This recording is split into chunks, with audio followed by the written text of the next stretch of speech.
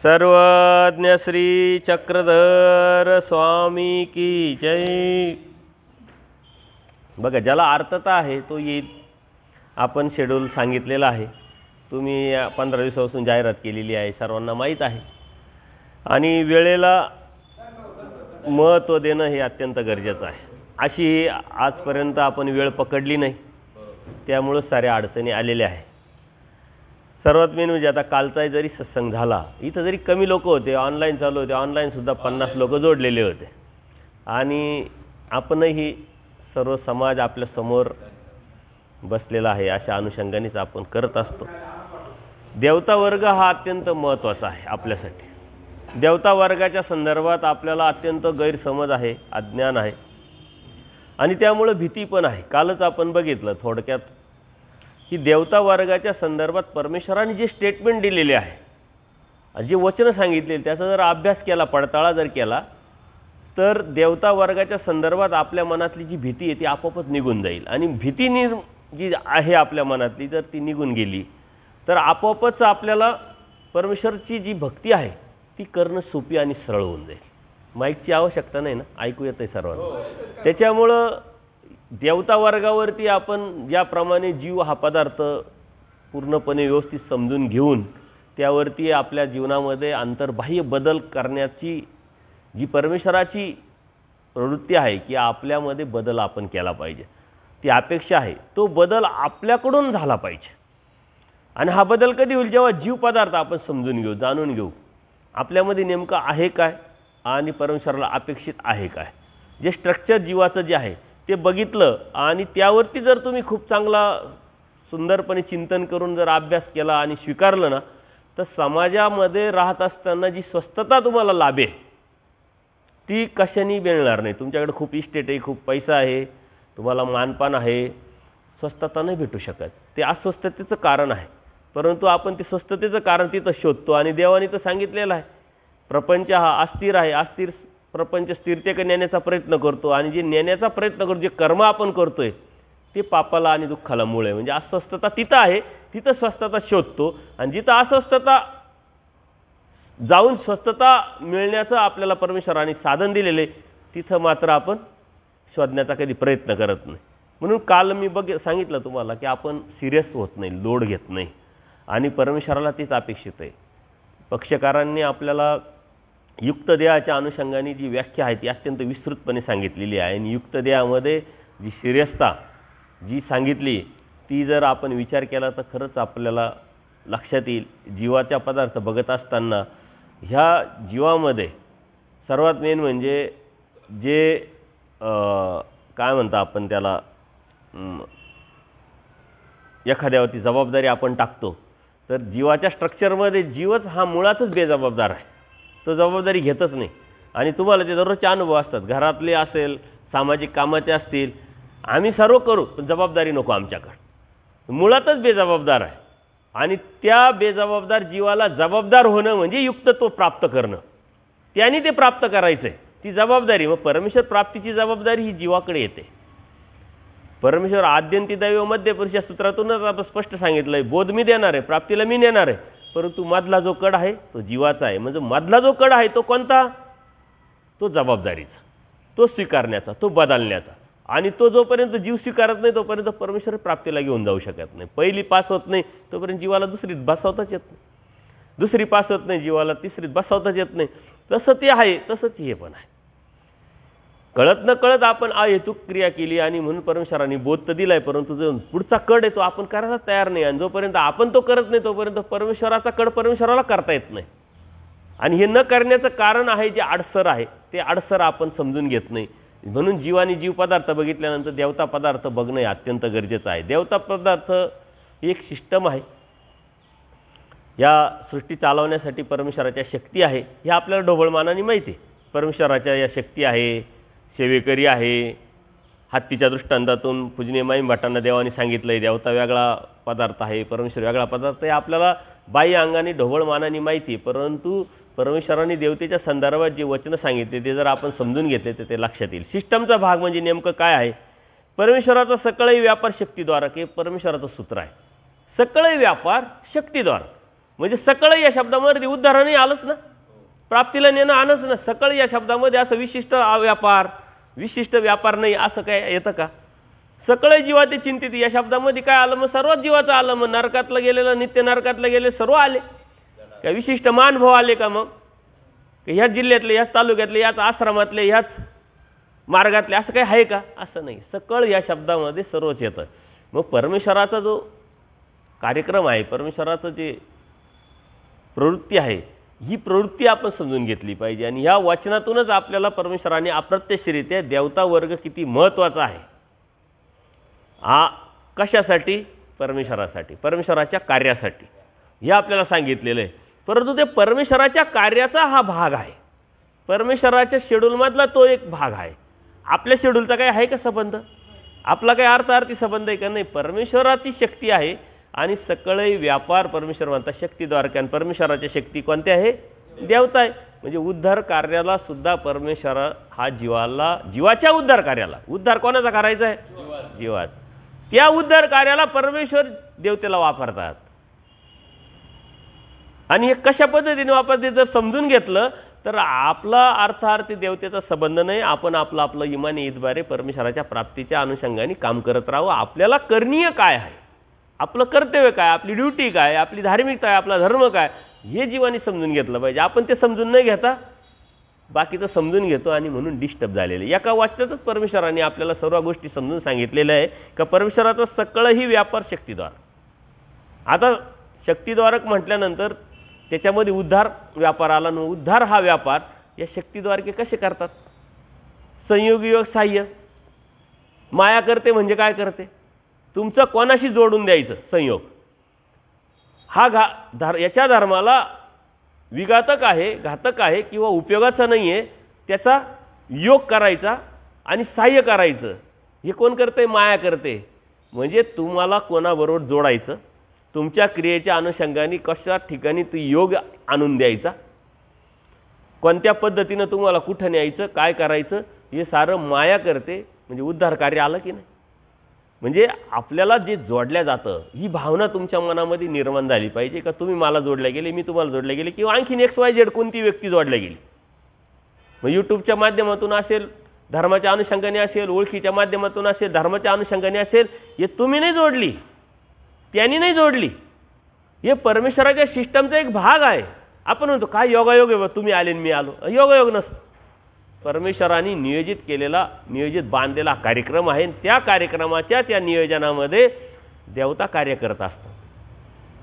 तुम्हाला कोणाची जोड घालू द्यायची, कोणतं पात्र, कोणतं योग, कोणती क्रिया, सर्व तुमची पाहिजे तळमळ, तुमचं पाहिजे चतुर्विध दुःख, तुमची पाहिजे प्रार्थना. मागच्या वेळेस आता तुम्ही किती ते सिरियसली समजून घेतात, ऐकतात आणि ते सत्संग किती लक्षात घेतलेले, तुमच्या डोक्यात घुसलेली आहे माहीत नाही. परंतु मी सांगितलं होतं की भजनातो सर्व काही मिळतं. जर भजनातो ज्ञान मिळतं, भजनातो प्रेम मिळतं, तर भजनातोच तुमची जी धर्माची जी प्रवृत्ती आहे ती पण मिळत असते. कटकटीयमान, रांगोळीचा पुरुष, आस्तिपरीचे 9 पुरुष, हे सारे भजनातव आहे. जर भजनातव आहे तर मग आपण तर दररोजच पंक्ती द्यायला पाहिजे. दररोज पंक्ती देतोय, आपल्या क्रिया चालू आहे, तर मग आपल्यामध्ये बी ती प्रवृत्ती निर्माण व्हायला पाहिजे. ती का होत नाही? पंक्ती तर देतोय आपण 50 वर्षापासून, 10 वर्षापासून, 20 वर्षापासून उपदेश झालोय. दरवर्षी 2-2, 4-4 आपले पंक्ती असतात कुठं ना कुठं कोणत्या तरी मार्गात. नसल तुम्ही तर ते मागून घेतात. खूप दिवस झाली तुमची पंगतच आली नाही, काय प्रेम कमी झालं का? मग आपण म्हणतो बाबांनी सांगितलं आता कसं टाळावं, पंगत तर केली पाहिजे. तुमच्यात बदल का होत नाही? पंक्ती तर चालू आहे. भजनातच जर सारं भेटतंय, प्रयत्नवाद, लागून कटकंडीयमान, सर्व जर परमेश्वर प्राप्ती ही भजनातो अवलंबून आहे ना. आपले भजन तर दररोजच चालू आहे, नंबर लागती नाही पंक्तीला. मग आपल्यामध्ये बदल का होत नाही? बदल न होण्याचं कारण स्वीकार नाही. कारण तुमच्या कडेनी चालू आहे ना. मला वाटलं, बाबाला वाटलं म्हणून चालू आहे पंक्ती, म्हणून चालू आहे क्रिया. परमेश्वराला वाटलं पाहिजे आणि ते परमेश्वराला वाटावं याच्यासाठी लागते तुमची तळमळ, तुमची प्रार्थना, चतुर्विध दुःख, तोची भेटावा, तोची व्हावा ही भावना. त्याच्या पाठीमागं परमेश्वर भेटावा हा हेतू. आपला हेतू काय? खरं भेटावे, 4 झाले अजून 5वं भेटावं, गाडी झाली अजून दुसरं गाडी भेटावी. 4 म्हणजे योगायोग समजायचं बरं का. तुम्हाला वाटतं अरे माझ्याकडे ते 4 आहे कसं काय यांना बाबाला कळायला, असं काही नसतं.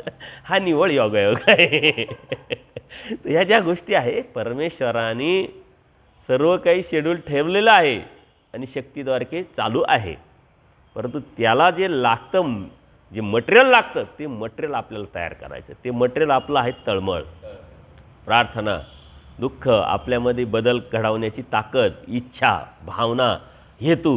म्हणून धर्म अत्यंत सोपा, सरळ आणि बिगर खर्चाचा. सर्वात आपला धर्म बिन पैशाचा धर्म आहे. हे तुम्हाला जर सांगितलं तर तुम्हाला पटणार नाही. तुम्हाला वाटतं बाबा असे कसं काय म्हणता आणि पैशाशिवाय तर धर्म चालत नाही. कारण मला त्याचे अनुभव आहे. मी गेलो एकदा एका ठिकाणी, आता या फलटण, पुन्हा ते फलटण पदयात्रा होती, तिथं गेलो एका ठिकाणी. आता जिथं मुक्कामी असायचं मी त्यांच्या कुटुंबाचा सकाळी सत्संग घ्यायचं. कोण आहे, कसे आहे, काय आहे त्या पद्धतीनं. तर ते एक बोलता बोलता बाबा म्हणे, बाबा आपल्या धर्मामध्ये मरणंसुद्धा आता स्वस्त नाही राहिलं म्हणे. म्हणलं असं कसं काय म्हणता? अहो म्हणे माझे वडील वारले, आता आम्ही शेतकरी, आता तुम्ही शेतकऱ्याचेच मुलगा आहे, तुम्ही बऱ्याच वेळा सांगितलेले सत्संगात, आम्हाला माहिती आहे म्हणे, तुम्हाला माहिती आहे शेतीची पद्धत परिस्थिती काय आहे. परंतु माझे वडील वारल्यानंतर, आणि हे 12 वर्षापूर्वी झालं म्हणे, आजकालचं नाही, 12 वर्षापूर्वी. आमची आज आता बऱ्यापैकी पोरं कामाला लागले, घरदारे राहायला. 12 वर्षापूर्वी काय हाल होते आम्हालाच माहिती म्हणे, कष्ट करून कसं केलं. पण 12 वर्षापूर्वी म्हणे आमच्या साधू संतांनी 25,000 रुपये वडिलांच्या दाव्याला खर्च करायला लावले होते म्हणे. ते अजून डोक्यात आहे, कधीच विसरणार नाही म्हणे.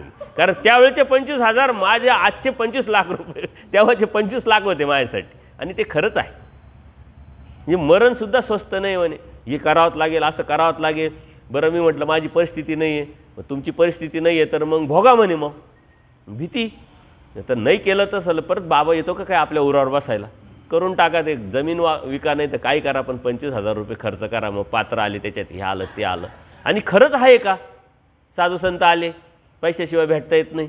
मंदिरात गेलो, स्थानावर गेलो, पैशाशिवाय होता येत नाही, काही लागत नाही. बिगर पैशाचा, बिगर खर्चाचा धर्म आहे आपला. परंतु तो तुमच्या अज्ञानामुळं किंवा आमच्या आयडियांमुळं तो खर्चिक झालेला आहे. त्याला सर्वात जास्त तुमचं अज्ञान, जीवाचं अज्ञान. परमेश्वराला काय लागतं हे माहीतच नाही. आपल्याला ते माहीत नसल्यामुळं आपण जे जे आपल्या समोर आलं ते गृहीत धरतो आणि यातूनच आपल्याला देव भेटेल हे आपल्याला आपल्या बुद्धीमध्ये पक्क करून टाकतो. वास्तविक परमेश्वराने अनंत लीळा करून आपल्याला या गोष्टी सांगितलेल्या आहे. कोणत्या राजाचा तो खजिनदार होता, त्याचं नाव काय? परमेश्वराने पूजा पुरस्कार स्वीकारला आणि देव म्हटले की बाबा पैशानी द्रव्यानी काही परमेश्वर मिळतो का? काय नाव त्यांचं? एवढं आठवण काय करायची गदोनायकाची, एवढी विसरत का बरं? राजाचा तो खजिनदार होता ना गदोनायक. ह्या लीळेतूनच तुम्हाला या साऱ्या गोष्टी लक्षात आल्या पाहिजे. परमेश्वराने लीळा घडवून घेण्याचं कारण काय, तुम्हाला काय सांगायचं नेमकं देवाला? गदोनायकांनी तर देवाला विनंती केली ना, वेदवंत होता ना बोधवंत होता, पैसा भरपूर होता, देवाची पूजा पुरस्कार केला देवाचा, देवाने बी स्वीकारला आणि शांत समोर बसल्यानंतर वा वा मीच करू शकतो असं सांगितलं. म्हणजे अजूनही कितीतरी माझ्याकडं द्रव्य आहे, 100 बडकर 1 त्याच्यामध्ये नावं आलेले, ते आज आपल्याला पाहायला भेटत नाही, ऐकायला भेटत नाही. म्हणे मग मला देव होईल का? म्हटले मग तुम्हाला देव होईल, मग राजा लोकांना काही देव नको आहे का? म्हटले द्रव्य संपत्ती परमेश्वर प्राप्त होऊ शकत नाही. याचा अर्थ काय? पैशाने देव प्राप्त होत नाही आणि आपण पैशाने देव प्राप्त करायच्या मागं लागलेलो आहे. स्पष्ट आहे की नाही? विरोधाभास आहे. म्हणून बिगर धर्माचा, बिगर पैशाचा धर्म आहे आपला, हे आपण समजून घेतलं पाहिजे. पूजनीय माईम भट ज्यावेळेस गोविंदप्रभू बाबांच्या सन्निधानात होते, गोविंदप्रभू बाबांना त्यांनी खूप सुंदर असा दुटी आणली, कपडा आणला. त्यांनी विनंती केली गोविंदप्रभू बाबांना, पूजा पुरस्कार करला, उपाराला विनंती केली आणि मनात फक्त किंतु आलं. काय आलं? का माझ्यासारखा मीच कपडा घेऊ शकतो. गोविंदप्रभू बाबांनी काय केलं? गटारात फेकला आणि उठले. आचार्य हुशार होते. आचार्य म्हणते तुमच्या मनात काय आलं का? म्हणे हो आलं. अहो कुठं अनंत ब्रह्मांडांचा नायक परब्रह्म परमेश्वर, कुठं तुमचा हा कपडा? किती महागडा असो तरी कपडा कपडाचे. यातून आपण काय शिकायचं आहे? भाव तुमचा, हेतू तुमचा, तुमचा उद्देश आणि तुमची प्रार्थना, तुम्ही करताय जे बी करताय आणि त्याच्या व्यतिरिक्त महादाईसांना देवाला कपडा द्यायची इच्छा आहे, पैसा नाही आहे, दादोसांना विचारलं, दादोस काय म्हणताय की कशाला करते बाबा, काहीतरी उपार कर भाजी मीठ, पण त्यांना द्यायची कपडे म्हणजे देतील, ते कपडा घेतील, बाईसांना देतील, आचार्यांना देतील. किती दिवस देव सांभाळणार आहे, कारण देवाचा कपडा काय असं साधा नसतो. पण त्यांची इच्छा, देवाने नियोजन केलं, एका व्यापाऱ्याच्या माध्यमातून कपडा घेतला, तो कपडा देवाने 6 महिने वापरला आणि नंतर आचार्यांना दिला. म्हणजे तुमची तळमळ, तुमची प्रार्थना देव स्वीकारतोय, तुमचा पैसा, तुमचा पदार्थ देव नाही स्वीकारत. याचा अर्थ बिगर पैशाचा झाला धर्म की पैशाचा झाला धर्म. ह्या ज्या लीळा आहे आपण वाचतो, ऐकतो, पण हेतू समजत नाही ना. त्याच्यामुळं सगळे व्यापार परमेश्वर काय म्हणतात या देवतेच्या माध्यमातून, संयोग योग साह्य, सारं परमेश्वराचं शेड. परमेश्वर स्वतः येतात काय तुमच्या कामासाठी. आता ह्या शहराचं जे आयुक्त आहे, तुमच्या गल्लीमध्ये गटार तुंबली, साफसफाई नाही झाली, लाईटच लागली नाही गल्लीची, आयुक्त येतो का चालू करायला. आयुक्तांनी माणसं ठेवलेलं आहे ना. तुम्ही कंप्लीट केली, आज ऑनलाईन कंप्लीट केल्यानंतर ते आयुक्तापर्यंत जातं. आयुक्तापर्यंत जायची गरज नाही, विभाग वाईली केलेले आहे आणि विभागाचे ऑफिसर्स आहे ते येतील काम करतायला. स्वतः येतात का ते नाही येत. तसे माणसं आहे ना, तसे परमेश्वराने या साऱ्या देवता 81 कोटी 1,10,10 देवता, बरं त्या बी एकच लेवलच्या नाही आहे. करुमीच्या देवता, अष्टदेवनी देवता, आंतळीच्या देवता, स्टेप बाय स्टेप आहे. चैतन्य देवता खालची कर्मभूमीची देवतेचं काम करू शकत नाही, ती तीच काम करणार आहे. तिला आणि विशेष म्हणजे तिला स्वरूप मर्यादा दिलेली आहे. आपण हे सर्व बघणार आहे. स्वरूप मर्यादा दिली, त्या स्वरूप मर्यादेत तिला काम करायचं आहे. जे सगळे व्यापार परमेश्वर ते करतात, ते उद्धारण्याचं सुद्धा आलं त्याच्यामध्ये. ते त्यांचे व्यापार करतात, ते त्यांचं काम करतात, त्यांच्या कामावरती ते इमानीद्वारे वेच आवडीपूर्वक करतात. तुम्ही तुमचं करा. तुमचं काय काम, परमेश्वर प्राप्ती. तुमचं कर्तव्य काय, परमेश्वर प्राप्ती. धर्म समजून घेणं, धार्मिकता करणं हे तुमचं काम आहे, तुमची ड्युटी आहे, ते तुम्ही करा. परंतु आपण ते करत नाही. अनंत शक्ती परमेश्वर सकळही ही विषय व्यवस्था करीती. परमेश्वर काय म्हणतात, सकळांची विषय व्यवस्था. भगवद्गीतेमध्ये श्रीकृष्ण महाराज सुद्धा सांगतात ना, तो जो ज्या ज्या भावनेने भाजायला आला आहे ते त्याला जे जे पाहिजे ते त्याला देतात. म्हणजे आता दृष्टपर पाहिजे असं तर दृष्टपर, अदृष्टपर पाहिजे तर अदृष्टपर. विषय व्यवस्था करतात. म्हणजे काय, तुमची मागणी तसा पुरवठा, मागणी तसा पुरवठा. तर जर तुम्ही दृष्टपर भक्ती करत असाल परमेश्वराची, गाडीसाठी, पैशासाठी, याच्यासाठी, तशासाठी, तिथं देवतेचं काम, परमेश्वराचा काय संबंध आला. तिथं परमेश्वर तुमची मागणी कशी आहे ते पाहणार आणि त्याच्यानुसार त्या देवतेला जे ते दिलेलं आहे काम, ड्युटी, ती देवता काम करणार. त्याच्यावर सर्वांची विषय व्यवस्था परमेश्वराने केलेली. एखादा जीव एखाद्या देवतेची परमेश्वर म्हणून भक्ती करतोय, याचा अर्थ त्याला काय परमेश्वराची भक्ती करता येईल का, म्हणता येईल का, नाही. आपण इकडं अहेतुक अदृष्टपर म्हणतो. गीतेमध्ये एक सिद्धांत सांगितला आहे, बहुतेक 9व्या अध्यायामध्ये. परमेश्वर काय म्हणतात की अहेतुक भक्ती करतोय, हा अदृष्टपर भक्ती करतोय, परमेश्वराच्या प्राप्तीसाठी भक्ती करतोय, परंतु त्यांनी परमेश्वराला जाणलेलं नाही आहे तरी ती भक्ती ही अहेतुक होत नाही, ती दृष्टपरच झाली. त्यांनी जाणून अहेतुक केली पाहिजे. अजाणत्या अहेतुक केलेली भक्तीसुद्धा अहेतुक होत नाही म्हटले. इकडं आपण सांगतो अहेतुक भूतभजनाने बोध होतो, म्हणजे परमेश्वर आपल्याला बोध देतात, परंतु अहेतुक भूतभजन आपलं घडलं कुठं, कर्मराटीमध्ये. तिथं परमेश्वराला आपण ओळखतच नाही, जाणतच नाही. परमेश्वराचं ते दयाळू मायाळू कृपाळूपण आहे.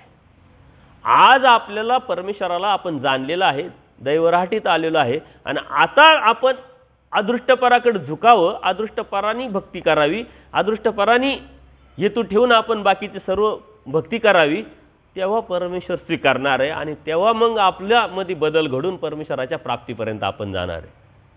अजाणते केलेल्या भक्तीतून आपल्याला बोध भेटला, एवढा मोठा फायदा झाला. जाणतेपणी केलं तर काय ती फायदा होईल, परंतु आपल्या ते लक्षात येत नाही. म्हणून गीता आणि भगवद्गीता वाचल्यानंतर तुमचा चांगला अभ्यास आहे त्याच्यावरती. माझा तेवढा अभ्यास नाही आहे, फक्त मी मराठीत वाचतो, त्यातलं जे मर्म आहे ते काढून मग गीतेचा एक आधार घेतो. फक्त जे आहे ते आहे.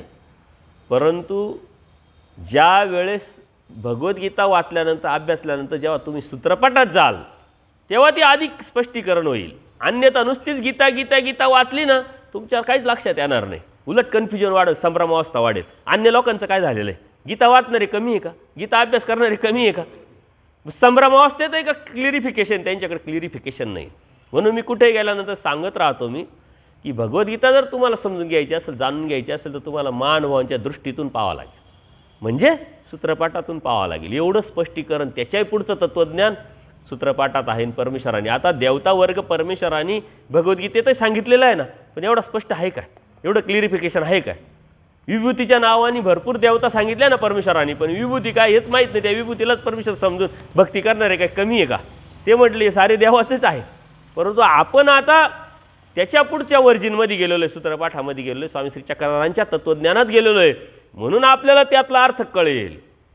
पण रसार्थ चंद्रिका जी आहे आपली बरोबर कंपॅरिझन केलेली, ती जर वाचली तर आपोआप लक्षात येतं. आणि म्हणून परमेश्वरांनी देवता वर्ग जो स्पष्ट सांगितला आपल्याला, तेवढा स्पष्ट कुठंच नाही आहे. अनेक संप्रदाय आहे, अनेक धर्म आहे, त्या धर्माने त्या संप्रदायाने प्रत्येक गोष्ट सांगितले. काही धर्मामध्ये काय सांगितले? जीव आहे, ब्रह्म आहे, दोनच वर्ग सांगितला. काही संप्रदायामध्ये, काही धर्मामध्ये काय सांगितले? जीव आहे, ब्रह्म आहे आणि प्रपंच आहे. पण देवता वर्ग कोणीही सांगितलेला नाही आहे. तुम्ही कोणत्याही संप्रदायाचा अभ्यास करा, कोणत्या धर्माचा अभ्यास करा, देवता वर्ग फक्त आणि फक्त आपल्याकडे सांगितलेलं आहे. एवढं स्पष्टीकरण आपल्याकडे जे आहे ते कोणाचंच नाही आहे. कारण देवता वर्ग काय सारे अद्वैतवादी आहे. अद्वैतवादी असल्यामुळं, निरीश्वरवादी असल्यामुळं ते वेगळं समजतच नाही आहे, वेगळं समजू शकत नाही त्यांना. कारण बोध आणि बोधशक्ती परमेश्वराकडून आहे, आणि ती बोध परमेश्वराने दिल्यानंतर तुम्हाला समजणार आहे. पूजनीय माईंभट कमी अभ्यास होता का? 18 पुराण, वेदशास्त्र, भास्करशास्त्र, उपनिषद सारा अभ्यासला होता ना. एवढा अभ्यास करूनही त्यांना परमेश्वर आणि देवतातला फरक माहीत होता का? अर्जुन सगळे सामग्रीवंत, परमेश्वर काय म्हणतात? सगळे सामग्रीवंत अर्जुन आहे. सगळे सामग्रीवंत म्हणजे त्याच्यामध्ये सगळे शब्दामध्ये परत सारंच आलं ना. परंतु एक ब्रह्म विद्या वाचो, एक परमेश्वराच्या शास्त्रा वाचो, तो परमेश्वर देऊ शकतो. म्हणून ते नाही तर जर परमेश्वराकडे जर ते नसतं ना, तर ते ब्रह्मविद्याशास्त्र अभ्यासलं असतं ना. जर सारेच अभ्यासलं तर हे का अभ्यासलं का नसतं? सगळे सामग्रीवंत अर्जुन देवाला सुद्धा श्रीकृष्ण महाराजांमधला फरक, स्वतःतला फरक समजला नव्हता, समजत नव्हता. जोपर्यंत परमेश्वर देत नाही तोपर्यंत कळत नाही, लक्षात येत नाही. म्हणून आपल्याला जे दिलं आहे परमेश्वराने त्याचं वेटेज किती, त्याचं वजन किती आणि त्याची किंमत किती हे आपण लक्षात. सगळे सामग्रीवंत अर्जुन असूनसुद्धा परमेश्वरातला आणि देवतेतला फरक माहीत नव्हता. ह्या ज्या गोष्टी आहे आपण लक्षात घेतल्या पाहिजे की जो जसा ज्याला भसतो त्याला परमेश्वर ते देत असतात, विषय व्यवस्था करत असतात. फक्त त्या जीवाचं अज्ञान आहे की ह्या देवतेची भक्ती केल्याने मला हे भेटलं, परंतु त्याला हे कळत नाही की ही देवता काही देऊ शकत नाही, कारण नित्यबद्ध देवता आहे, ही काहीच देऊ शकत नाही. परंतु त्याला काय माहिती का ही देवतेला देण्याचा अधिकार नाही. त्या देवतेला तो जे बी आहे ते समजून भक्ती करत राहतो. मात्र देतो कोण?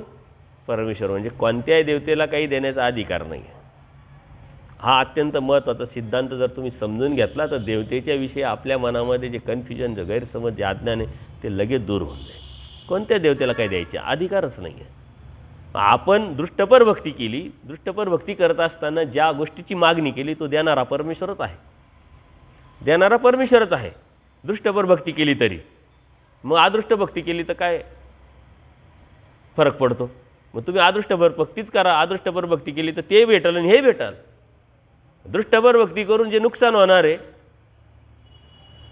ते नुकसान कुठंच भरून निघणार नाही. भगवद्गीतेत परमेश्वर सांगतात आणि स्वामी श्री चक्रधरांनी स्पष्ट सांगितलेलं आहे की कोणत्याही देवतेला काही देण्याचा अधिकार नाही आहे. जे तुम्ही अर्जन केलेलं आहे तेच ते देतात, आणि ते अर्जन केलेलं आता पुढे येणार जे अर्जन केलेलं आहे ते बी दुःख पूर्णपणे देतात, आणि सुख गाई जसे पानात चोरते दूध काढताना तशा पद्धतीने ते कमी करतात. जर ती देवता काही देऊ शकत नाही तर दृष्टपर भक्ती करायचीच कशाला? देणारच नाही ती. जे बी आपली मागणी त्या उद्देशाने आपण दृष्टपर भक्ती करायला लागलो तरी देणारा परमेश्वरच आहे, देवतेला देण्याचा अधिकारच नाही आहे. आता हे अन्य लोकांना माहीत नाही बोध नसल्यामुळं, म्हणून ते भक्ती करताय. पण तुम्हाला तर सर्व समजलं आहे, तुम्हाला जाणलं, तुम्ही बोध घेतला आहे, आणि तरी तुम्ही तेच करत असलं तर त्यांच्यातून आपल्यात फरक काय राहिला? आपल्याला बोध दिलेला असताना, परमेश्वराची भक्ती करत असताना, परमेश्वराचे नामं आपल्याकडे असताना, आपण दृष्टपर भक्ती करत असताना त्याच पद्धतीनं वागतोय का जे अन्य लोक वागताय, मग त्यांच्यातला आपल्याला फरक काहीच नाही.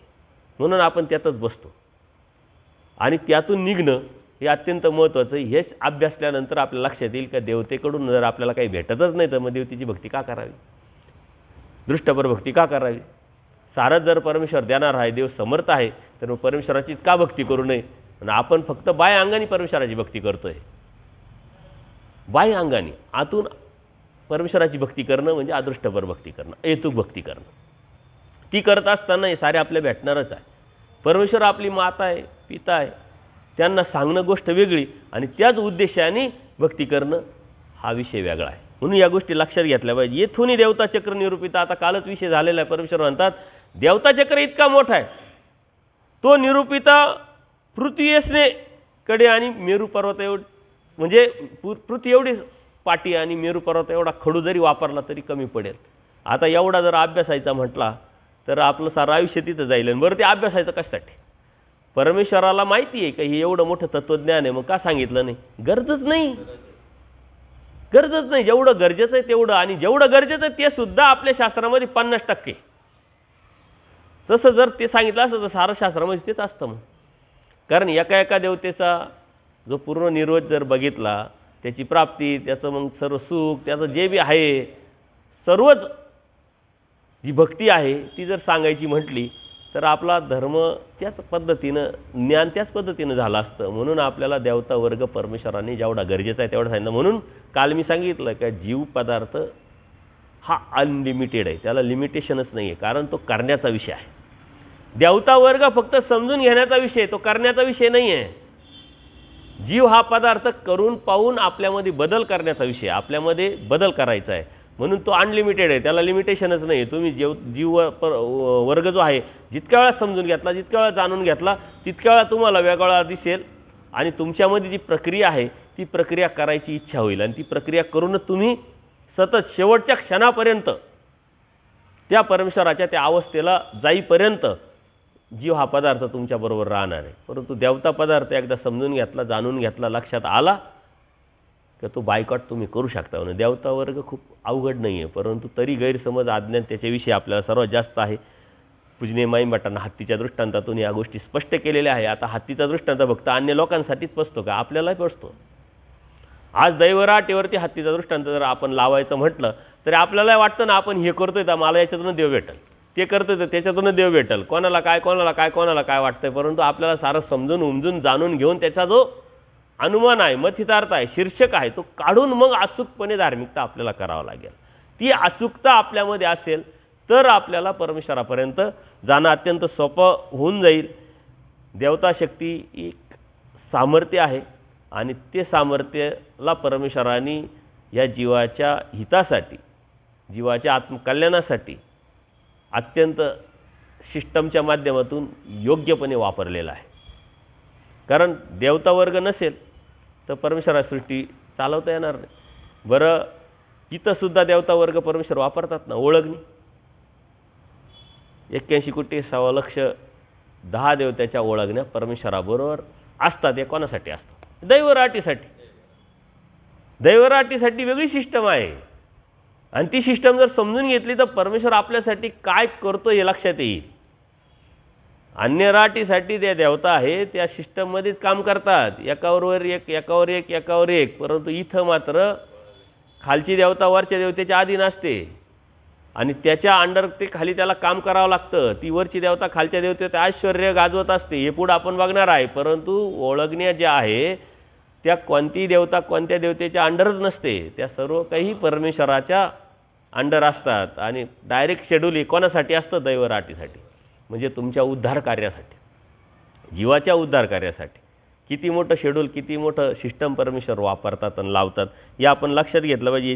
मोजके सूत्र आहे की ज्या सूत्रातून आपल्याला देवतेचा जो वर्ग आहे तो लक्षात येईल. नंतर मुख्य विषयाला आपण आज जाणार आहे, कारण मुख्य विषय जो आहे फक्त देवता आणि किती काय कोणत्या त्याचं सामर्थ्य किंवा त्याचं स्वरूप मर्यादा किती पटीनं वाढतं, काय करतं हे आपण बघणार आहे. परंतु देवता वर्ग आपण जर सिस्टमनी समजून शक्ती ते आधी करून परमेश्वराची वापरते, परमेश्वरच व्यापार करतात शक्ती ते आधी करून. या ज्या शक्ती आहे देवता याला पुढं करून परमेश्वराचाच व्यापार चालू आहे.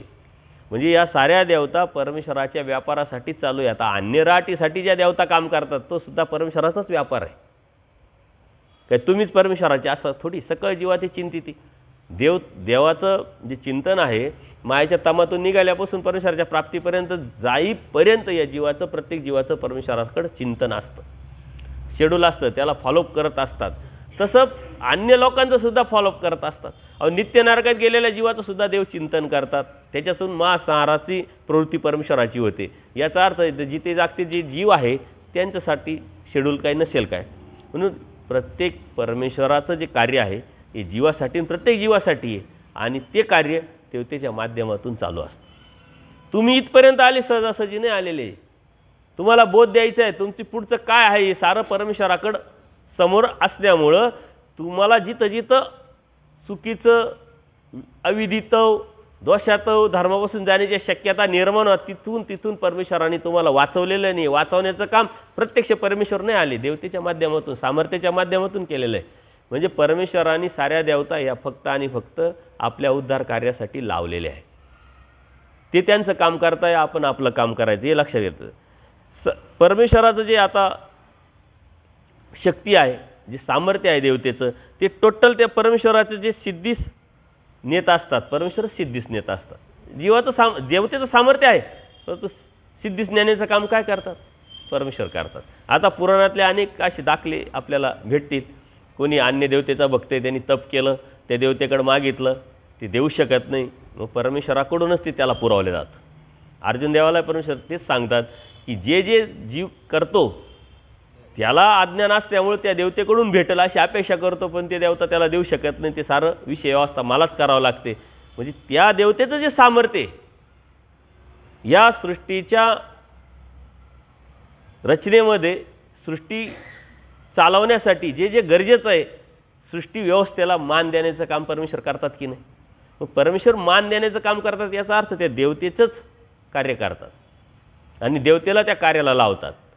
देवता काहीच करू शकत नाही म्हणून परमेश्वराला करावं लागतं आहे. आणि अशा अनेक वेळा घडलेलं आहे. लीळाचरित्रामध्ये सुद्धा देवतेच्या अनुषंगाने नाथोबांना असेल, दायंबांना असेल, ज्या ज्या अडीअडचणी होत्या देव म्हणताना येथीचं होते म्हणून वाचली तुम्ही. आचार्यांच्या बाबतीत असेल, महादायसांच्या बाबतीत असेल. बरं, आता महादायसांना बोध द्यायची वेळ आली, परमेश्वराने काय केलं? परमेश्वर तर समोर होते, परमेश्वराने ते स्वीकारायला पाहिजे होतं की बाई वाराणसीला काही जाऊ नको, एक उपार कर आणि तुला लगेच बोधन, लगेच संन्यासन, लगेच प्राप्ती. तिच्या हट्टाला म्हटले ठीक आहे, काय हरकत नाही, जा वाराणसीला. मग तिथं वापर कोणाचा केला देवा? वाराणसीला गेल्यानंतर देव म्हटले काय करायचं तुम्हाला माहिती का? म्हणे नाही, सांगा. म्हटले असा कोणी आंधळा पांगळा असेल तर त्याला खाऊ घाला. मग तो आंधळा पांगळा कोण होता? तो विग्रह होता देवतेचा. म्हणजे देवतेच्या माध्यमातूनच परमेश्वराने परत तिला इनला बोध आणला, बोध दिला आणि प्राप्तीला घेऊन गेला. म्हणजे परमेश्वराच्या ह्या आपल्या उद्धार कार्यामध्ये परमेश्वर ह्या देवतेला प्रत्येक ठिकाणी, म्हणजे देवतेला दुसरं काही कामच नाही आहे. फक्त आणि फक्त ह्या जीवाचं जसं परमेश्वर काळजी करतात, विचार करतात काय हा जीव कधी उद्धरेल, कधी अनुसरेल, कधी प्राप्तीला जाईल. परमेश्वरा जसं दुःख पावत नाही, फक्त त्या शेड्यूलचा भाग असल्यामुळं त्या देवता त्या कामामध्ये फक्त इमाने ईदबारे जे दिलेलं आहे आखून ते करायचं काम करताय. मात्र ते बी अप्रत्यक्षरित्या परमेश्वराचंच कार्य आहे, परमेश्वराचंच काम आहे. म्हणजे ते बी उद्धारण्याच्याच कार्याला लावलेलं आहे. पण त्यांना माहीत नाही की यांचा उद्धार होणार आहे का, काय करायचं आहे. त्यांनी जे कर्म केलेले ते कर्माचे चिन्ह मळावर लागले, त्याला ते भोगवायचं काम करायचं आहे. त्याच्यामुळं जसं कायदा सुव्यवस्था चांगली राहण्यासाठी कोण काम करतं? पोलीस. कायदा सुव्यवस्था राहण्यासाठी नको बाबा काही गडबड व्हायला, सरकार तेच काम करत नाही. सरकारचं काम ते करताय ना, त्यांचं स्वतःचं काम नाही, ते सरकारचं काम आहे. तसं परमेश्वर हे सरकार, त्या परमेश्वराचं काम या साऱ्या देवता करताय. म्हणजे प्रत्येक काम हे, म्हणून आपल्या मनातून देवतेच्या विषयी जी क्लिष्टता आहे किंवा जो भाव आहे वेगळ्या पद्धतीचा तो नसताना एक शेड्यूल, एक सिस्टम, त्यांचा आपला त्याच्याशी अर्थार्थी संबंध नाही, अशा पद्धतीनं आपण तिथं गेलो पाहिजे. आता ह्या देवतेचं सुद्धा सामर्थ्य जे आहे ते सामर्थ्य कुठपर्यंत हे सुद्धा परमेश्वराने सांगितलेलं आहे. देवतेमध्ये सामर्थ्य आहे, पंचप्रकारामध्ये सामर्थ्य आहे. ते सामर्थ्य आपण पुढं पाहणार आहे. पंचप्रकारामध्ये त्यातले जे मर्यादित जे आहे ते आपण पाहणार आहे. ज्ञान, सुख, सामर्थ्य, ऐश्वर्य, प्रकाश, हे 5 जे पंचप्रकार आहे ते परमेश्वराकडे आहे, पण परमेश्वराचे अमर्याद आहे. देवतेचे मर्यादित आहे. ते मर्यादित ते कसे ते आपण पाहणार आहे. परंतु एका वचनातून देवाने आपल्याला स्पष्टपणे सांगितले, पुराणी शिराब्दीपर्यंत देखते. पुराण जे आहे, आता 18 पुराण आपण जे म्हणतो ते फक्त शिराब्दीपर्यंत, म्हणजे शिराब्दीपर्यंत देवतेच्या पर्यंतच त्यांची माहिती नॉलेज आहे. आता एखाद्याने सारे 18 पुराण अभ्यासले, तोंडपाठ केले, चिंतन केलं, अभ्यास केला, संशोधन केलं, कुठपर्यंत जाईल तो? त्याच्यापर्यंत जाऊ शकत, त्याच्या पुढे जाऊ शकत नाही.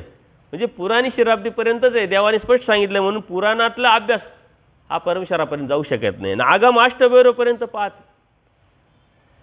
त्या देवता आहे, फक्त अष्टभैरवापर्यंतच पाहतात, त्याच्या पुढे जाऊ शकत नाही. देवता आहे की राजसा आहे की तामसा, देवता ह्या सात्विकच नाही आहे. त्याच्यामुळं कोणत्याही देवतेची भक्ती कुणी केली, आता काही लोक मला करतात कोणत्या, आम्ही उपदेश घेतला होता बाबा, परंतु काही अडचणी आल्या, आता आम्हाला उपदेश सोडायचा आहे. मग ठीक आहे सोड, परंतु आता करणार काय? तुला करावं तर काहीतरी लागेलच ना, काहीतरी जीवाला तर केल्याशिवाय पर्याय नाही. मग काहीतरी करायचं आहे तर तू त्याच्यापेक्षा वरती पाहणार का खाली पाहणार? फायद्याचं पाहणार का तोट्याचं पाहणार? आणि फायद्याचं. मग फायद्याचं पाहणार तर परमेश्वराच्या पलीकडं कोणी असेल ते आम्हाला सांगा, आम्ही तुझ्याबरोबर येतो, आम्ही उपदेश सोडून देतो. मग फायद्याचं पाहतो ना, जीव स्वार्थी, स्वार्थ असल्यामुळे तो फायद्याचं पाहणार आहे, त्याच्यावरचं पाहणार. आता परमेश्वर स्वामी श्री चक्रधरांची भक्ती करत असताना तू म्हणतो मला ही भक्ती सोडायची आहे, तर आता त्याच्यावरची भक्ती करायची ना तुला. म्हणजे हो त्याच्यावरची भक्ती, त्याच्यावरची भक्ती मलाही सांग, मी पण हे सोडतो, मी तुझ्याबरोबर येतो. त्याच्यावरती भक्तीच नाही आहे, त्याच्यावर सोडण्याचा आणि धरण्याचा विषय येतो कुठं? तुला जे भेटलं आहे, कोणत्या पद्धतीने भेटलं आहे, कशा पद्धतीने त्याला समजून सांगितलं, मग तो डिस्टर्बनेस तो कमी होता. आता 10 दिवसापूर्वीच एक व्यक्ती आली, आपलं शिरवाडे वणीला मांडलिक स्थान आहे, नितीन गायकवाड वगैरे, ते एक गाव आहे, ते आई उपदेशी, घरात देवपूजा. आता नंतरची पिढी काही नाही, त्यांनी काय केलं, कोणीतरी त्याला घाबरवलं, त्यांनी ते देव वगैरे आणले शिरवाडे वणीच्या मंदिरात ठेवायला. आता बाळासाहेब भेटले, म्हणे काय करता? म्हणे आम्ही काहीच करत नाही, या देवाचे काही करता येत नाही, आणि काही चुकी झाली तर मग आम्हाला अडचणी येतील.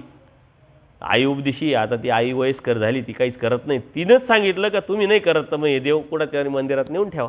ते मंदिरात आले, बाळासाहेब भेटले, बाळासाहेबांनी सांगितलं, मला फोन लावून दिला, त्याला समजावल्यानंतर त्याच्या लक्षात आलं. मग तो देवही घेऊन गेला आणि परत सत्संगात आला, पुढं क्लिअरिफिकेशन. आता हे जे कार्य संयोग व्यवसाय हे कोण करतं? त्यावेळेस येणं, त्यावेळेस ते भेटणं, माझा फोन लागणं, साऱ्या गोष्टी, हे सारं देवतेचं सामर्थ्य परमेश्वराच्या माध्यमाने देवताच कार्य करते. तुम्हाला सुद्धा इथपर्यंत, मला सुद्धा इथपर्यंत देवतेनेच आणलेलं आहे. कारण परमेश्वराचं ते कार्य आहे, परमेश्वराचं तो हेतू आहे सृष्टी चालवण्याचा, सृष्टी निर्माण करण्याचा, आपल्याला तमातून बाहेर काढण्याचा हेतू काय? आणि त्या कार्यासाठी साऱ्या देवतेला परमेश्वराने लावलेलं आहे. म्हणून देवतेची भक्ती आपण करत नाही, परंतु दृष्टपर भक्ती करत असताना तुम्हाला काय भेटल, कुठपर्यंत भेटल, हे ह्या सूत्रातून आपल्याला लक्षात येतं. तुम्ही दृष्टपर भक्ती करत राहिले तर ह्या देवतेच्या खालचंच आपल्याला काय भेटायचं ते भेटणार आहे. परमेश्वराचा तर विशेष, म्हणून ती करून उपयोगाची नाही, ती फायद्याची नाही आहे. आणि देवता आहे की राजस आहे की तामसा, म्हणजे त्या सात्विकसुद्धा नाही आहे. जीवसुद्धा राजस तामस आहे, परंतु सात्विकतेचा अवतरी आणतो किंवा नंतर पुढे जाऊन त्याच्यात बदल तरी होईल, परंतु देवता सात्विकच नाही आहे. त्याच्यामुळं कोणत्याही देवता भक्ती करणाऱ्या भक्ताला त्यांना द्यायचा तर विषयच नाही, परंतु सात्विकतेने हँडल पण करणार नाही, सांभाळूसुद्धा पण शकत नाही. देवतेशी खेद आल्हाद जाते. आता हे पुढं आपल्याला जाणार आहे. देवतेशी कर्मलेपाचे ज्ञान, देवतेशी आपण्या खालोते अप्रोक्ष, देवतेचे मळाधार ज्ञान, हे पुढं आपल्याला येणार आहे. देवतेच्या अनुषंगाने जर तुम्ही सूत्र काढले तर तुमच्या लक्षात येईल की देवता वर्ग परमेश्वराने कशा पद्धतीनं का सांगितला आणि त्यांचं लिमिटेशन काय. आता देवता हा जो दुसरा अनादीचा व नित्य पदार्थ आपण बघणार आहोत, तर देवता हा जो वर्ग आहे अनादीचा व नित्य पदार्थ जरी असला तर जीव प्रपंच व्यतिरिक्त परमेश्वराने सांगितला आहे, त्याच्यामध्ये जीवामध्ये देवता आलेले आहे. याचं कारण पुढं आपल्याला येणार आहे की जीवामध्ये जे आहे तेच देवतेमध्ये आहे. साम्यता आपण पाहणार आहे तुलनात्मक दृष्टिकोनातून. जीवाच्या अनुषंगाने जे दोष आपण तुम्ही बघितले ना, वंचकत्व आहे, स्वार्थी आहे, स्वाभिमानी आहे, ते देवतेच्या अनुषंगाने सुद्धा देवतेला सुद्धा लागतात. आणि म्हणून बऱ्याच ठिकाणी जीवाच्या अनुषंगाने देवता आणि देवतेच्या अनुषंगाने जीव सांगितलेला आहे, पण काही ठिकाणी परमेश्वराने स्वतःसाठी सुद्धा देवता शब्द वापरला की नाही. मग देवता वर्ग जर वेगळा सांगितला तर स्वतःसाठी वापरण्याचं कारण काही ठिकाणी परमेश्वराने देवता हा शब्द देवतेलाच वापरला. अन्य वृत्तीमध्ये देवता हा शब्द देवतेला वापरला, पण आस्तिपरी देवता हा शब्द परमेश्वराने स्वतःसाठी वापरलेला आहे. याचंही कन्फ्युजन आपलं क्लिअर झालं पाहिजे का देवता हा विषय देणारा तो धातूच्या अनुषंगाने व्याकरणाच्या अनुषंगाने सांगितलेला आहे आणि हे आपण समजून घेतलं पाहिजे. दुसरा महत्त्वाचा अनादीचा जो पदार्थ आहे तो देवता. जीव प्रपंच परमेश्वरापासून जरी निराळी वस्तू देवता जरी असली, वेगळा पदार्थ जरी असला, शब्द मानलेला जरी असला म्हटले तरी सूत्रपाठामध्ये अनेक ठिकाणी देवता हा शब्द परमेश्वरासाठी परमेश्वराने वापरलेला आहे. त्यातून आपल्याला बाहेर काढावं लागेल. परंतु ते कधी समजेल, प्रकरण संदर्भ परमेश्वराने कोणत्या अनुषंगाने कोणत्या भक्ताला ते सांगितलेलं आहे ते जर समजून घेतलं तर आपलं कन्फ्युजन क्लिअर होऊन जातं. अन्य वृत्तीमध्ये देवता हा शब्द परमेश्वराने कोणासाठी वापरला? फक्त देवतासाठी वापरला. कर्मविचा देवता आहे पण परमेश्वर नाही. तिथं देवता हा देवतेलाच वापरलेला शब्द आहे, हे लक्षात घेतलं पाहिजे. शेवटी देवता होती पण परमेश्वर नव्हती असा शब्द सांगितला. सहारामध्ये 10 नंबरचं सूत्र, एक नित्यवर्गी जीव देवता परमेश्वर उरेत. इथं सुद्धा देवता हा शब्द देवतेलाच वापरलेला आहे. जीव देवता आणि परमेश्वर नित्यवर्गी 6 प्रकरणामध्ये काय काय उरतात हे सांगितलेलं आहे. तर देवता हा शब्द देवतेलाच वापरलेला आहे. आता कोणत्या ठिकाणी देवता शब्द देवतेला वापरला आणि कोणत्या ठिकाणी देवता हा शब्द परमेश्वराला वापरला याचं आपण आता कन्फ्युजन क्लिअर करायचं आहे. आता देवतेचा एक सिस्टमचा भाग म्हणून देवता कसं कार्य करतात परमेश्वरातून, कोणासाठी करतात, किती करतात हे बघितलं. आता देवता शब्द परमेश्वराने देवतेला कोणत्या ठिकाणी आणि परमेश्वराला कोणत्या ठिकाणी वापरलेला आहे हे आपण बघतो आहोत. देवता स्वरूपी स्थिता होती. सहारामध्ये जे देवता हा शब्द आलेला आहे तो परमेश्वराने पूर्णपणे देवता या शब्द देवतेलाच वापरलेला आहे. 6 प्रकरणामध्ये आलेले जे देवता शब्द आहे ते देवतेलाच वापरलेले म्हटले. पण महावाक्यामध्ये शक्ती शब्दे सकळे देवता, सकळे गुण, सकळे ज्ञान विज्ञान, इथं सुद्धा देवता हा शब्द परमेश्वराने देवतेलाच वापरलेला आहे. स्पष्ट आणि पारदर्शकपणे देवता शब्द महावाक्यामध्ये जो शब्द वापरलेला आहे तो परमेश्वराने देवतेसाठीच वापर. कारण सकळे शक्ती सकळे देवता, शक्ती म्हणजे काय? सकळे देवता. मग देवता हा शब्द तिथं परमेश्वराने वापरलेला आहे. परत आचारामध्ये जीव देवता परमेश्वर आणि प्रपंच हे जैसे ऐसे तैसे जाणीचे ते ज्ञानाच्या व्याख्यामध्ये आलेलं आहे. तर तिथं सुद्धा देवता हा शब्द देवतेलाच वापरलेला आहे. परमेश्वराने तो स्वतःसाठी वापरलेला नाही आहे. असे सूत्र आपल्याला काढावं लागतील का देवता हा शब्द परमेश्वराने देवतेलाच वापरलेला आहे. ते सूत्र बघितले तर मग आपल्या लक्षात येईल. आणि असे सूत्र बघावं लागतील का परमेश्वराने स्वतःसाठी देवता शब्द वापरलेला आहे, तेव्हा ते कन्फ्युजन क्लिअर होईल ना. अनेक आता लोक 20-20 वर्ष झाले उपदेश घेतला आहे, बाबा देवता वर्ग परमेश्वराने वेगळा सांगितला आहे, हत्तीच्या दृष्टांतून सांगितलं आहे, मग आस्ती परीची देवतेचं काय भानगड आहे, मग ती कोणता देवता? म्हणजे हे कन्फ्युजन जर क्लिअर होत नसेल तर त्याच्या डोक्यातून शेवटपर्यंत हा प्रश्नच क्लिअर होत नाही, प्रश्न क्लिअर होत नाही. आणि म्हणून तो देवता भक्ती आणि परमेश्वर भक्तीतला फरक समजू शकत. म्हणून पहिल्यांदा सुरुवातीला देवता वर्गामध्ये आपण हा विषय घेतलेला आहे का तुमचं एकदा कन्फ्युजन क्लिअर झालं पाहिजे. परत विचारामध्ये 45 सूत्र, नित्यबद्ध देवता, बद्धमुक्त जीव, नित्यमुक्त परमेश्वर, या तिन्ही आणि प्रपंच जड सांगितलं. या 4ही पदार्थाचा नेमका फरक काय, हा फरक सांगण्यासाठी परमेश्वराने हे सूत्र वापरले. म्हणून आपल्याला सांगितलं जीव देवता प्रपंच परमेश्वर यातला फरक सांगा. तर आपण ते काही स्पष्टीकरणात्मक फरक सांगत बसायचं का, एका सूत्रात सांगता आलं पाहिजे. नित्यबद्ध देवता, बद्धमुक्त जीव आणि नित्यमुक्त परमेश्वर हे स्पष्ट आले. आता इथं देवता हा वर्ग, देवता शब्द हा देवता वर्गालाच वापरलेला आहे. परत विचाराचं 211 सूत्र, जीवार्जक देवता फळदात्री, इथं सुद्धा देवता हा शब्द देवतेलाच वापरलेला आहे. कारण देवता फळदाती आहे, चैतन्य वापरता परमेश्वर, तिथं स्पष्ट आलेलं आहे परमेश्वर उद्धरित आहे. अनंत ब्रह्मांडे, अनंत देवता, अनंत जीव, इथं सुद्धा देवता हा शब्द देवतेलाच वापरलेला आहे. विचार मालिकेतलं 165 सुद्धा जीव देवता सापेक्ष परमेश्वर निरपेक्ष, जीव आणि देवता सापेक्ष परमेश्वर निरपेक्ष. तुम्हाला सांगितलं ना जीव आणि देवता सारख्याच आहे. बघा जीव आणि देवता एकाच याच्यात देवाने सांगितलं आहे सापेक्ष, म्हणजे अपेक्षा करणार आहे. यांनी मला भजावं, यांनी मला पुजावं. आपण म्हणतो ना यांनी मला मोठेपणा द्यावा, माझी स्तुती करावी, मला चांगलं म्हणावं, मग मी याला किती गोडे लावलेले असले तरी चालते, त्यांनी मला मोठं म्हणावं, आहो जावं घालावं, मी त्याला अरे तुरे करील. तसंच देवतेचं आहे, यांनी मला भजावं ही देवतेची त्याची त्या स्ट्रक्चरमध्येच ते आहे. आलं का लक्षात? इथं सुद्धा देवता हा शब्द परमेश्वराने देवतेलाच वापरलेला आहे. विचार मालिकेतलं जे सूत्र आहे, जीव देवता स्वाभिमानी, परमेश्वर निराभिमानी. जीव देवता स्वाभिमान आहे. बघा जोडून आलेले जीव पदार्थ आणि देवता पदार्थ जोडून आलेले सूत्र आहे. जीव बी आणि देवता बी स्वाभिमानी आहे म्हटले. परमेश्वर मात्र निराभिमान आहे. जो निराभिमान आहे पण आपल्या लागे स्वाभिमान, हे लक्षात ठेवा.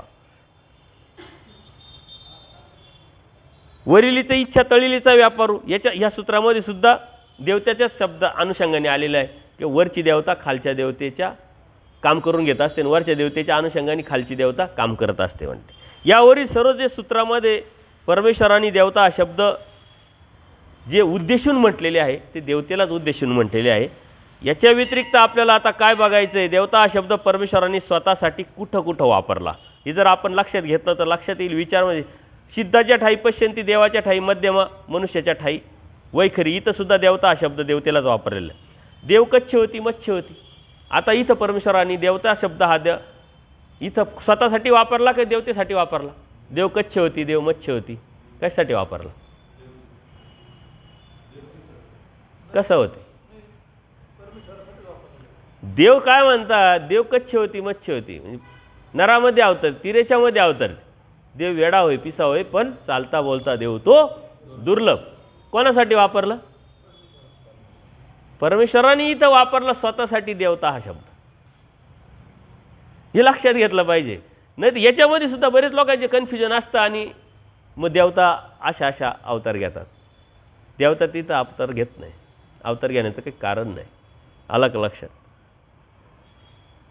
अजून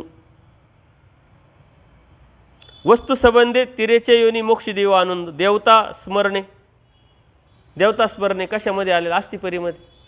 शब्द कशासाठी वापरला? परमेश्वराने स्वतःसाठी वापरला. देवता हृदयाशी आहे, कशासाठी वापरला परमेश्वराने? देवता हा शब्द आता इथं परमेश्वराने वापरला. प्रकरणवश कोणतं प्रकरण कोणतं वचन हे आपण लक्षात घेतलं तर देवता हा शब्द परमेश्वराने कुठं वापरले लक्षात येतं.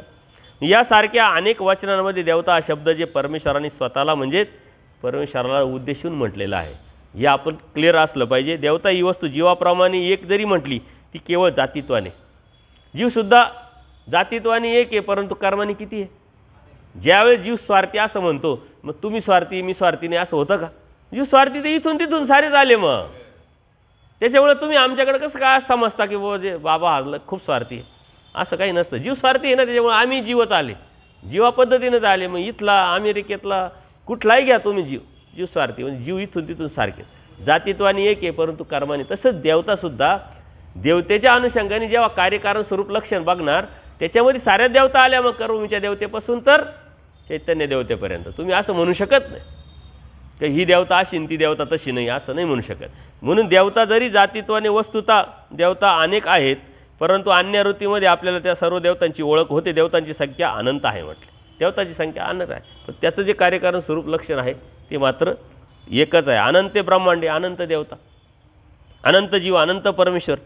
या ब्रह्मांड अनंत असल्यामुळे ब्रह्मांडाच्या देवता वेगवेगळ्या तर त्यासुद्धा अनंत ठरतात. एका ब्रह्मांडाची देवतेची संख्या किती आहे?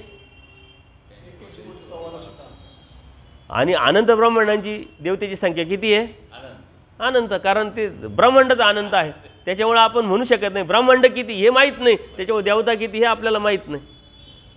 मग देवता किती आहे तशा जीव किती आहे? मग कारण प्रत्येक ब्रह्मांडामध्ये जीव आहे.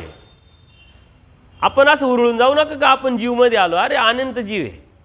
कोण काय कोण काय कोण काय प्रत्येक ब्रह्मांडामध्ये जीव आहे. जीवाला काय तोटाच नाही म्हणते. तर हे सर्व देवतांची जी संख्या आहे ती आपण 81,10,10,000 एक घेतो. आता अन्य वृत्तीच्या माध्यमातून जर आपण बघितलं तर देवतांची संख्या तर आपण सांगता आली. ती कोणत्या प्रकरणावरून आपण काढली? परमेश्वराने असं कोणत्या वचनामध्ये सांगितलं देवता 81,10,10,000 आहे असं सांगितलं आहे का?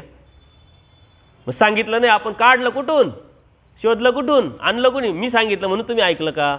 कुठून काढलं मग? हां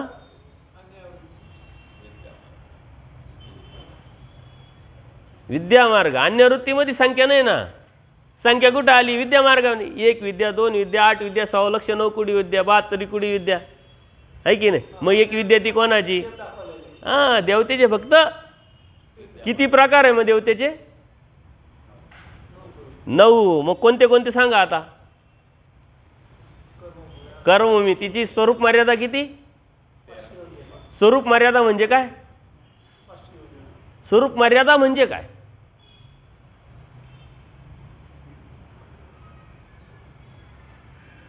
संभाजीनगरची हद्द आहे ना, हद्द जिल्ह्याची हद्द, तालुक्याची हद्द आहे की नाही, वार्डची हद्द, तसं स्वरूप मर्यादा म्हणजे हद्द. त्या हद्दीच्या बाहेर त्या देवतेला जाता येत नाही, कार्य करता, त्याला स्वरूप मर्यादा म्हणतात. हद्द ठरवून दिलेली आहे. कर्मभूमीच्या देवतेची हद्द किती आहे? 500 योजन. 1 योजन म्हणजे किती किलोमीटर? 12 किलोमीटर. म्हणजे किती झालं? 500 गुणिले 12 किती? 600. 6000 किलोमीटरचा व्यास म्हणजे कर्मभूमीच्या देवतेची स्वरूप मर्यादा. म्हणजे तो कोणता देश, कोणता भाग, कोणता भाग, कोणता देश? कर्मभूमी म्हणजे कोणता देश? भाग असेल, नाव असेल त्याचं काही. हां, भारत देश. तुम्ही भूगोलात जर गेले तर तुमच्या लक्षात येईल, भूगोलामध्ये तुम्ही बघितलं असेल की भारताचा जो व्यास आहे तो 6000 किलोमीटरचा व्यास आहे. त्याच्यामध्ये आता कोणता आला? मग बांगलादेश आलं, पाकिस्तान आलं, काही समुद्राचा पण भाग आला. कारण ते नंतर फुटले नाही देश, जरी देश वेगळे झाले, पहिले एक होते ना. म्हणजे भारत देश ही कर्मभूमी आहे. कर्मभूमी म्हणजे काय?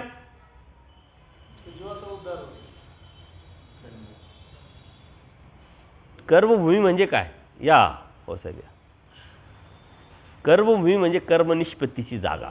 कर्मनिष्पत्ती म्हणजे काय? शब्द ऐकलेले राहतात पण अर्थ जर माहीत नसेल ते शब्द अर्थ ऐकण्याला अर्थ काय हाय बाबा हे माहिती हो. कर्मभूमी, हिमसेतूमध्ये 500 कर्मभूमी, कर्मनिष्पत्ती, हे सारं ऐकले पण त्याचा अर्थ काय? हे जड शब्द वापरतात पण ते आपल्याला जर कळाले नाही तर उपयोग काय? कर्मनिष्पत्ती म्हणजे काय? कर्मभूमीला कर्मभूमी का म्हणावं तर तिथं कर्मनिष्पत्ती होते. बरं, कर्मनिष्पत्ती म्हणजे काय मग?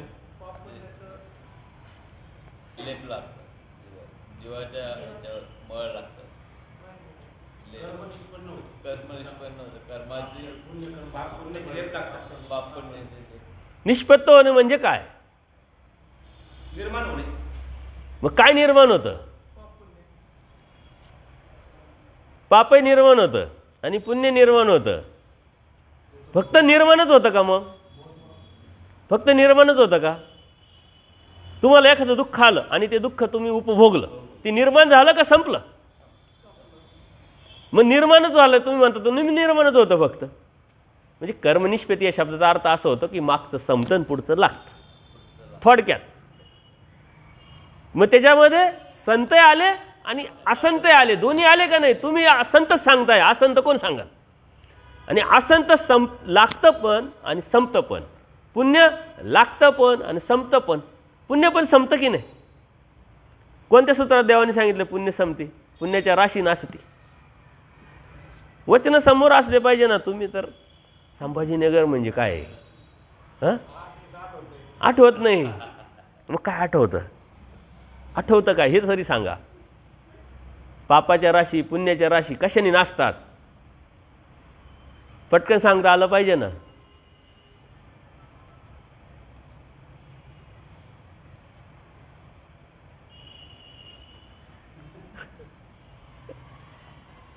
कोणतं वचन आहे ते मला आठवत नाही म्हणून मी विचारू राहील तुम्हाला. असं काही समजू नका.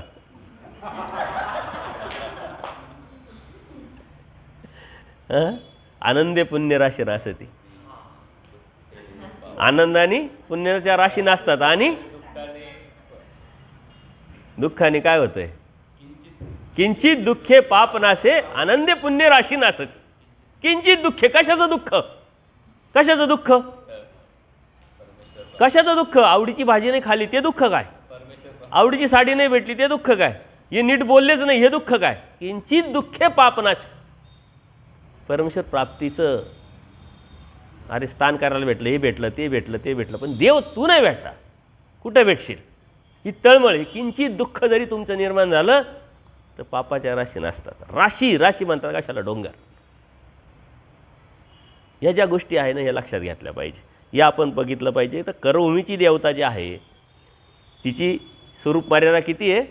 500 योजन 500 गुणिले 12 6000 किलोमीटर म्हणजे भारत हा देश करून तुम्ही किती भाग्यवान आहात का भारतात जन्माला आले. इतर ठिकाणी जे जन्माला आले त्यांचं मागचं लागत संपतंय, पुढचं मात्र लागत नाही. कारण ती भोगभूमी आणि भोग योनी. भोग योनी कोणती आली आता? भोगभूमी तुम्हाला माहीत झाली, भारताच्या बाहेरची भोगभूमी. मग भोग योनी राहिली ती कुठे सांगा?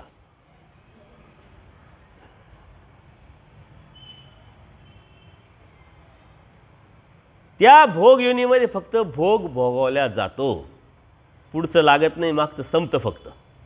अशी कोणती? नाही योनी कोणती योनी?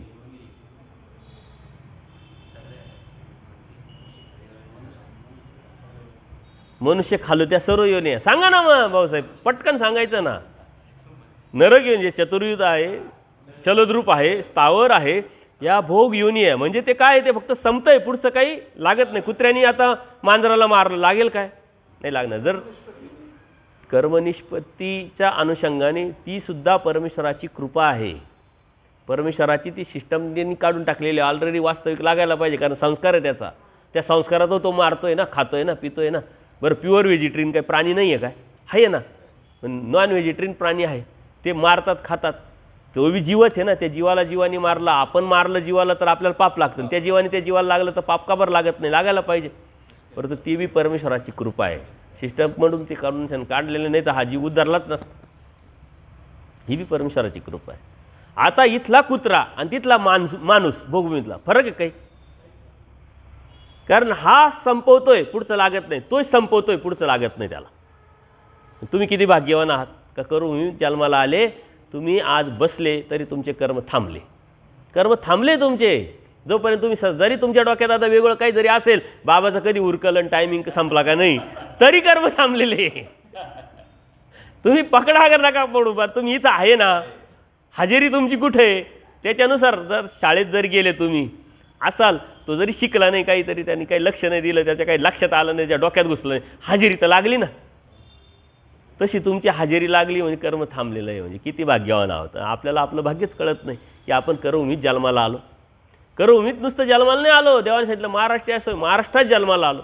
नुसतं महाराष्ट्रात जन्माला नाही आलो, आपण संभाजीनगरला जन्माला आलो, कारण स्थान आहे ना जवळजवळ. मग गंगा तीर आहे ना, जिथं देवानी भ्रमण केलं, अधिकारी जीवाला शोधलं, वाडोवाडी फिरलं, तिथं तुम्ही जन्माला आलेले. बरं नुसते जन्माला येऊन उपयोग आहे का? अनेक लोक जन्माला आले, तुम्ही बोध झाला ना, तुम्हाला बोधवंत झाले, किती भाग्य बघा तुमचे. नुसते बोधच झाले का तुम्हाला? अहो अभ्यास करायला लागलाय, गीता वाचताय, सूत्रपाठ वाचताय, लीळाचरित्र वाचताय, नुसतं वाचतायचे गाव सत्संग पण ऐकताय ना माझा. किती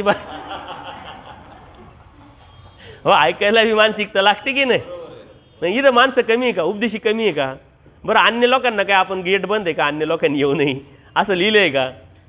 परंतु हे बी भाग्य आहे ना. आपण काय म्हणतो, जोड नाही हो, अधिकारच नाही आमचा. आणि हा अधिकार कुठून पाहिला मग आपण पॉझिटिव्ह बघायचं. मागच्या वेळेस सांगितलं होतं जीवामध्ये अवस्था जीवाच्या आहे का कोणाच्या डोक्यामध्ये? सांगा बरं, जीवाची मूळ अवस्था काय आहे? मागचं चिंतन केल्याशिवाय पुढचं तुम्हाला पुढं प्राप्तच होणार नाही. जीवाची मूळ अवस्था काय आहे? अज्ञान म्हणजे विचारच न करणे, अज्ञानाचं आहे. अनादि अविद्युक्त आहे, अज्ञान आहे. अज्ञान म्हणजे विचारच न करणे. त्याची प्रगत अवस्था काय? विचार करायला लागतो थोडाफार. मग विचार करायला लागलो तो कशाचा विचार करतो? निगेटिव्हच विचार करतो. ही दुसरी अवस्था.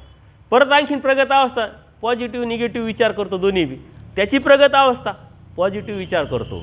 आणि त्याची शेवटची प्रगत अवस्था काय? अवस्था विचारच नाही करत. म्हणजे हा जो आहे पहिला तो विचार नाही करत आणि शेवटचा विचार नाही करत. पण हा प्रक्रियेतून गेलेला आहे, अनुभवातून गेलेला आहे, ज्ञानातून गेलेला आहे.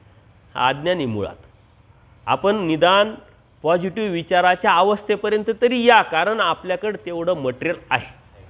पॉझिटिव्ह विचार करायचा. कोणी काही बोलो, कोणी नावं ठेवो, कोणी शिव्या देवो, कोणी काय करो, कोणी बदनामी करो, आणखीन कोणी येवो न येवो, चांगलं म्हणो वाईट म्हणो, मारिता पूजिता समानाची.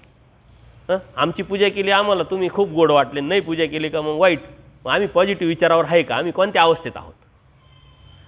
तुमच्या मनातून तुम्ही ती केलं पाहिजे, आमच्या मनातून आम्ही निघालो. मारिता पूजिता समान. देवाने तर समानता सांगितली.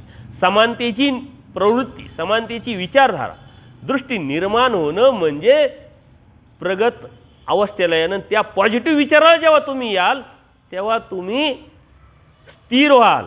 आणि बोधवंताच्या व्याख्येमध्ये पक्षकारांनी काय सांगितलेलं आहे, बोध म्हणजे काय, बोध म्हणजे 4 पदार्थ कळाले म्हणजे बोध नव्हे, बोध आणि बोधवंत.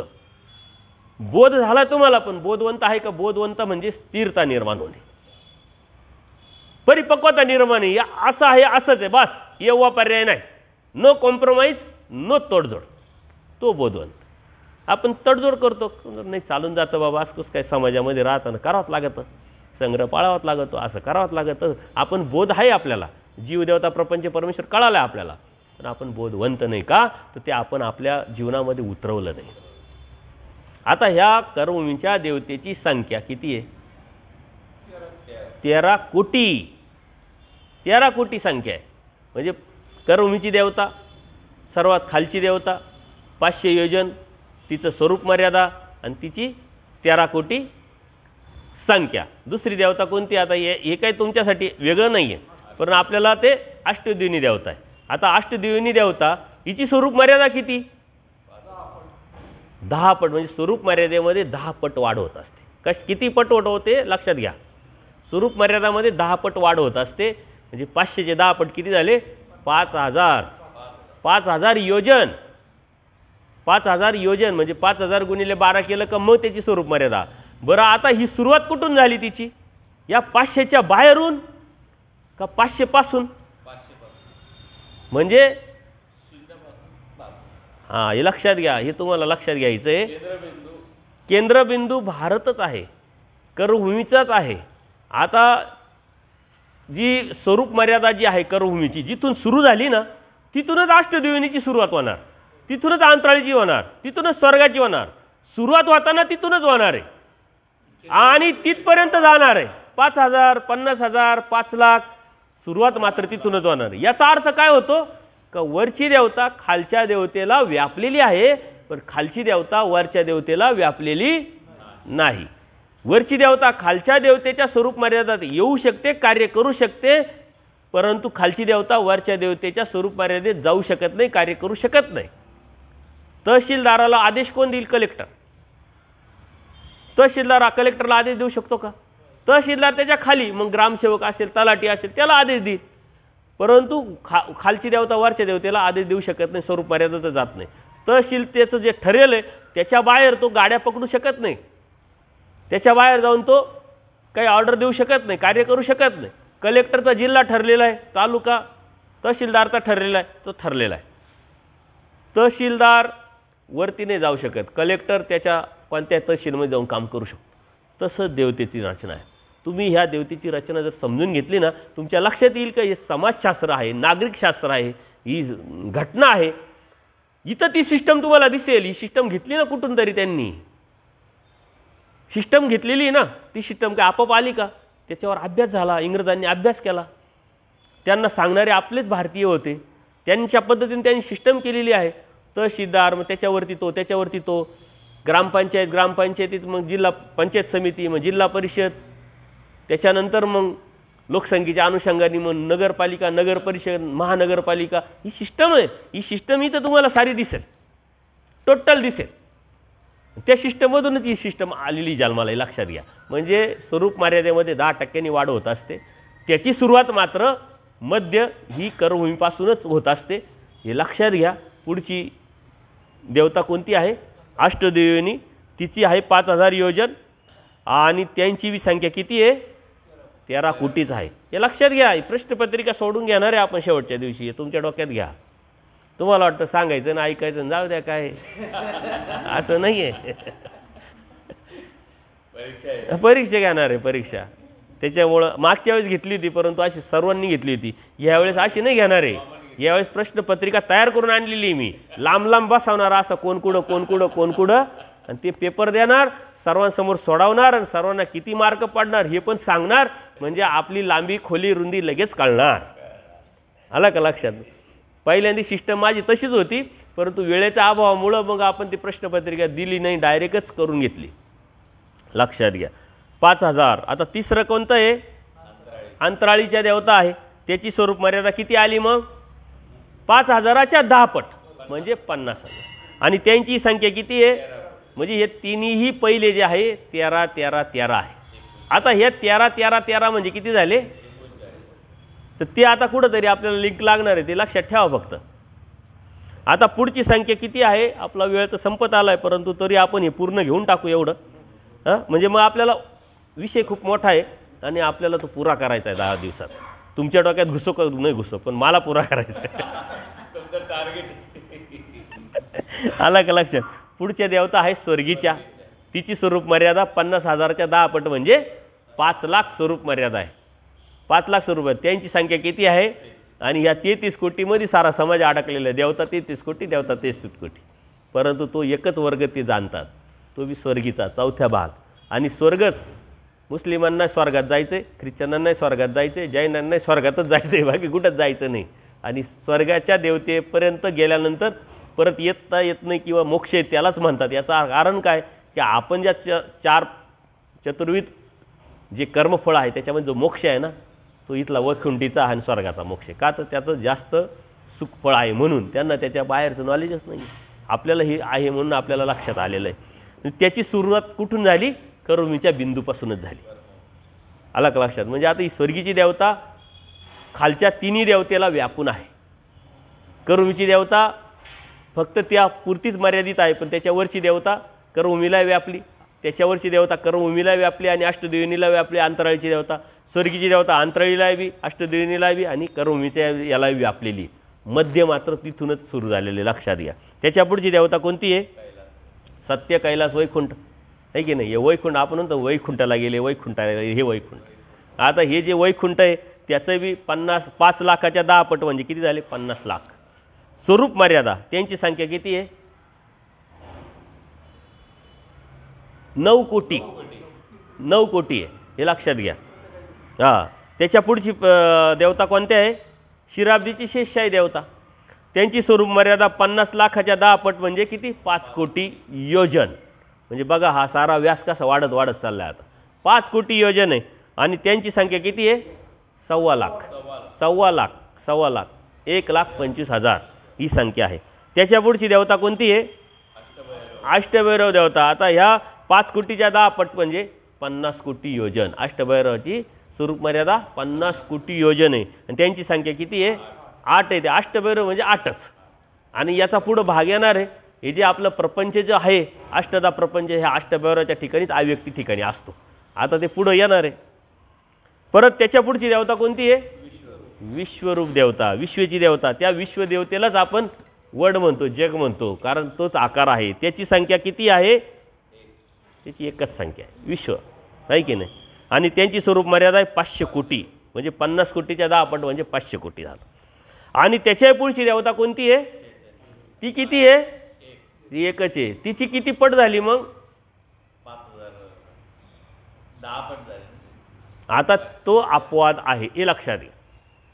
या 10 पट जे आहे फक्त विश्वदेवतेपर्यंतच नियम लागू आहे. विश्वदेवतेच्या पुढं तो नियम लागू नाही. कारण का? तर ह्या एका एका ब्रह्मांडातली एक एक देवता आहे आणि त्यांची स्वरूप मर्यादा त्या त्या ब्रह्मांडापुरती मर्यादित आहे, परंतु चैतन्य माया ही अनंत ब्रह्मांडाला व्यापलेली आहे.